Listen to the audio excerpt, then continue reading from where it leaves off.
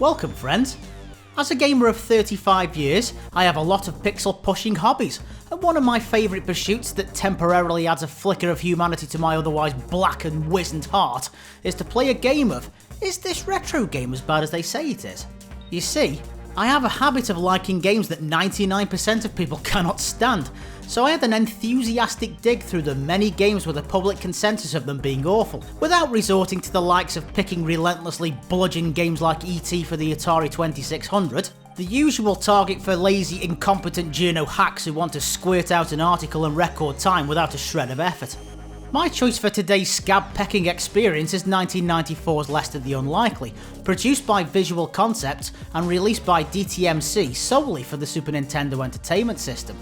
My initial impressions were positive, with the potential tale of a nebbish underdog geeky hero ascending to the role of a Rambo-style consummate badass by the time the game comes to its close. However, this potential was crudely squandered as my playthrough gave way to an experience that can only be described as utterly repugnant to every sense imaginable. The first thing we learn about our titular protagonist is that he's a chronic narcoleptic who is willing to fall asleep anywhere, including in this case, a cargo lift for a random ship. This ship is then conveniently scuttled by some mischievous off-screen pirates, and subsequently, Lester flaps his arms in an alternate fashion to clumsily guide himself towards the world's worst tropical island only a James Bond villain would envy.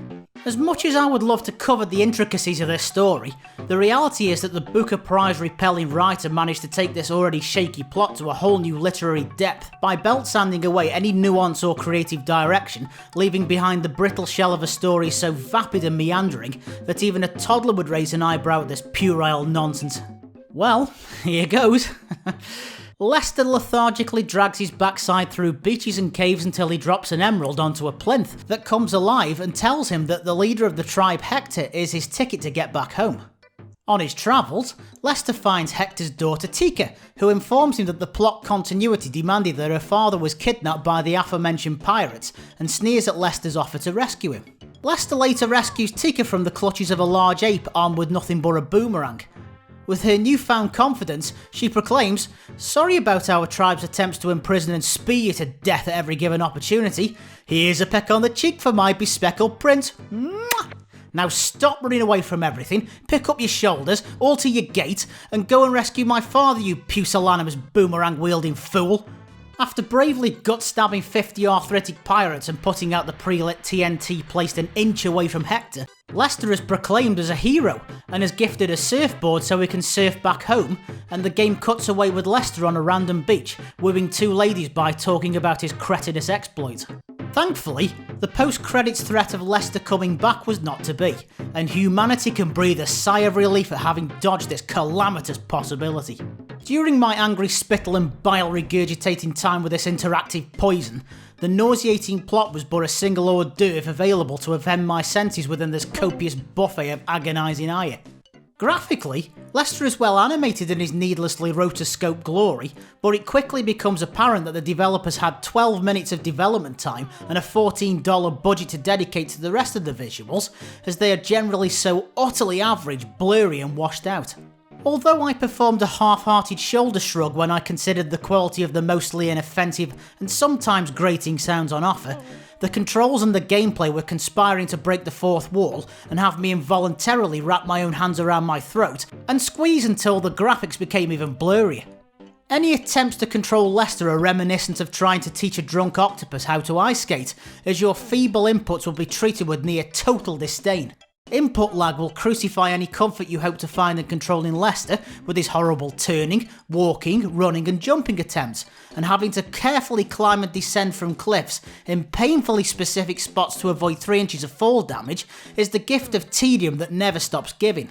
With all the grace and tact you'd expect from the same developer that gave us the game's psyche-crippling mania of a plot, the game decides to emphasise Lester's general trepidation with the island by occasionally ripping all control from the player and having Lester either run away or shaking on the spot, usually before a time where you really need to be in control.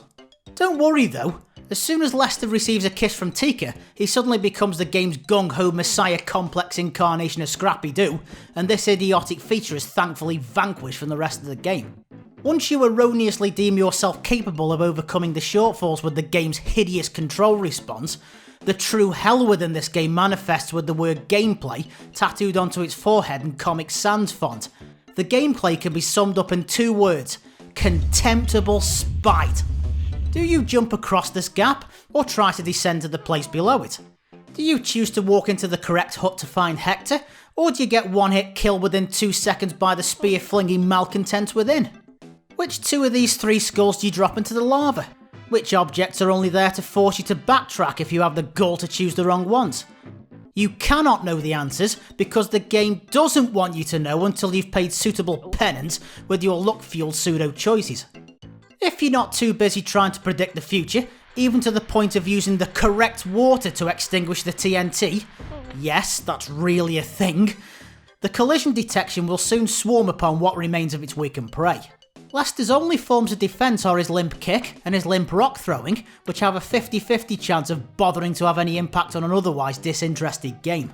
Swinging on the gratuitous number of vines is a natural and fluid experience, assuming you've grabbed the very bottom pixel of the vine in question, otherwise you'll have to fight your way back to the start of the level to be granted a second chance, that is, if you're lucky. In all other instances, any deadly mistake will send you on a one-way trip to the start of the level via Trebuchet Airlines, while gleefully tearing away one of your 12 lives on offer. You will also get to witness the true horror of this arsehole-faced monkey time and time again, while attempting to traverse these horrendous rafts thanks to having to pass the entire river stage in one charmed attempt. Oh, and thank you very much for the surprise snake, guys. Another beginner's trap. Bloody jerks. We can also thank this eagle for dragging us back to the start of the second beach level just in case we were impertinent enough to have some fun. The final cherry on this cake made entirely from sugar, razor blades and angel tears relates to the level of contempt the game shows to your overall progress. You have exactly 3 lives and 3 continues to traverse the entire game and nothing more. You have absolutely no opportunity to gain further lives. If you no longer have any continues available during any stage of the game, you'll be ditched straight onto the title screen without any option to continue, save your game, or even select a stage. That is, unless you use the hidden stage select cheat like I absolutely didn't touch during this playthrough. My final takeaway from the whole experience is that Lester the Unlikely is one of the most brutal games I have ever played on the SNES, or any other system for that matter. Combining the ingredients of a toe-curling story, lackluster graphics, mediocre sounds, shambolic controls, luck elements reflective of playing Russian roulette with a fully loaded gun, and truly hateful gameplay, you get Lester the Unlikely, a half-baked interactive nauseating pustule of a game that will most likely leave both broken controllers and broken spirits in its wake. Until our next sarcastic retro review rendezvous, goodbye friends.